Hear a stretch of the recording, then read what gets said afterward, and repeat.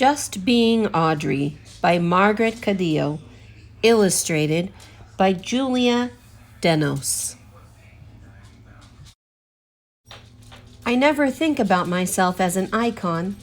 I just do my thing. Audrey Hepburn. More than anything, Audrey wanted to be a ballerina. She was too tall, her feet were too big, and her neck was too long. Still, Audrey danced on. She held fairy tale ballets in her yard, the trees and squirrels her audience. Audrey's brothers would tease her, always off in her own world, but her mother understood. It is just like Audrey to do her own thing. Audrey struggled with on point, dancing on her toes, but she loved a challenge, so she practiced more than all the other ballerinas in class. Some of the girls laughed at Audrey, saying her teeth were crooked and her eyes seemed too big for her head. Audrey knew she looked different, but it didn't matter much to her. She only wanted one thing, to be the prima ballerina of all of Europe. Her mother reminded her that there were more important things than fame. Others matter more than you, dear, she said. You must always be kind. When Audrey was 10 years old, World War II broke out in Europe. Her family fled to Holland, but the Nazi troops marched into the country and right up to the Hepburns' front door. Although her mother was a baroness, Audrey's childhood was turning out to be anything but noble. Her family and 40 other people hid in a small house in the country. There was no heat and little food. Supplies were quickly running out, and people were starting to feel desperate. Despite everything, Audrey continued to dance. She took the children into the dining room to practice ballet routines. The dancers held performances to raise money for resistant troops. The audience could not clap for fear of being found, but the smiles on their faces told Audrey all she needed to know. One day there was a knock on the front door and everyone froze. Had they been discovered? But after years of bad news, there was finally something to celebrate. The war had ended and volunteers from the United Nations had arrived, bringing food, clothing, and medicine. One volunteer gave Audrey a chocolate bar. She ate it so quickly she got a stomachache, but it was the most delicious thing she had ever tasted. Audrey never forgot that kind gesture. After the war ended, Audrey and her mother moved to London. They had very little money. In fact, Audrey had only a few blouses and skirts and one colorful scarf, but she could tie the scarf 20 different ways to make a new outfit every day. Audrey soon realized that her dream of being a ballerina was not going to become a reality. She was simply too tall, and no amount of practice could change that. She decided to try acting instead. She landed a few small roles. One took her to the south of France. Colette, the famous French writer, spotted Audrey. Colette needed an actress for the lead role in her play Gigi that was opening on Broadway in New York City. "C'est Gigi! It is my Gigi!" Colette announced. Surely Colette was mistaken. Audrey had no acting experience.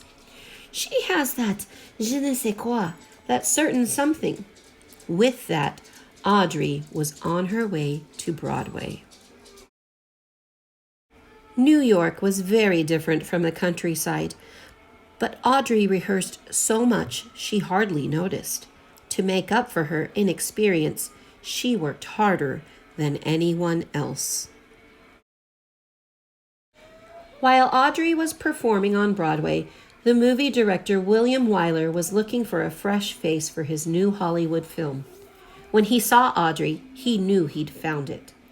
In the movie Roman Holiday, Audrey plays Princess Anne, who falls in love with a journalist. By the time the movie came out, everyone had fallen in love with Audrey. She even won an Oscar for her performance.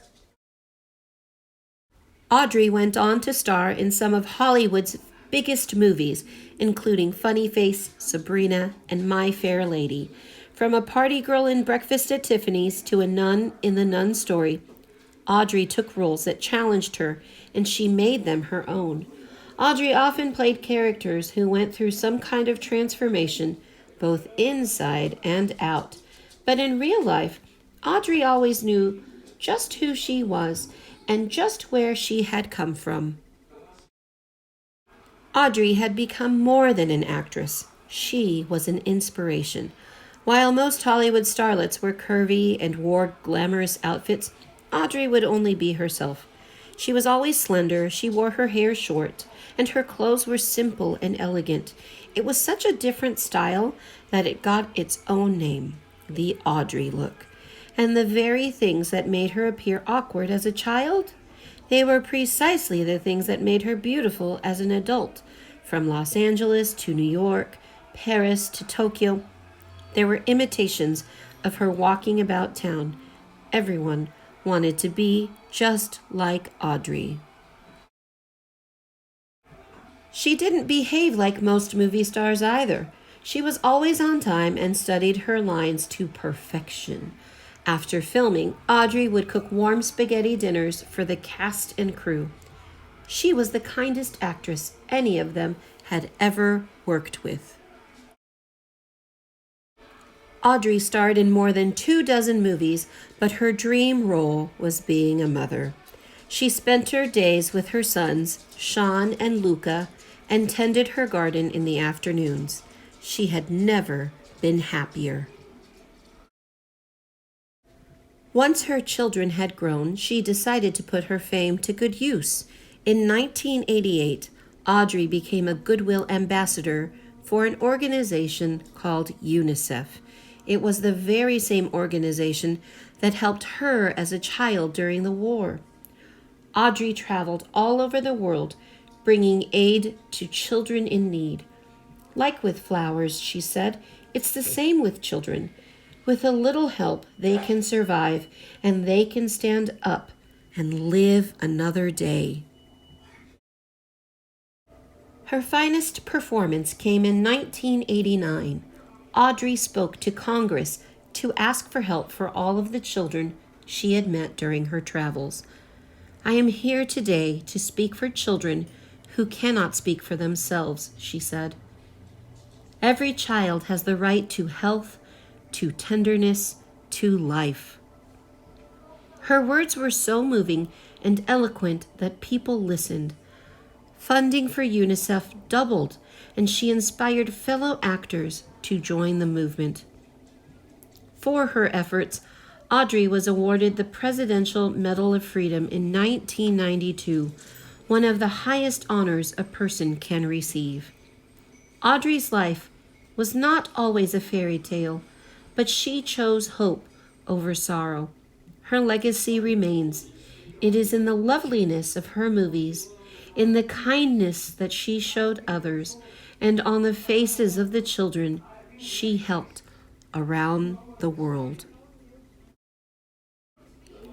And if you look closely, you can still see the Audrey look about town.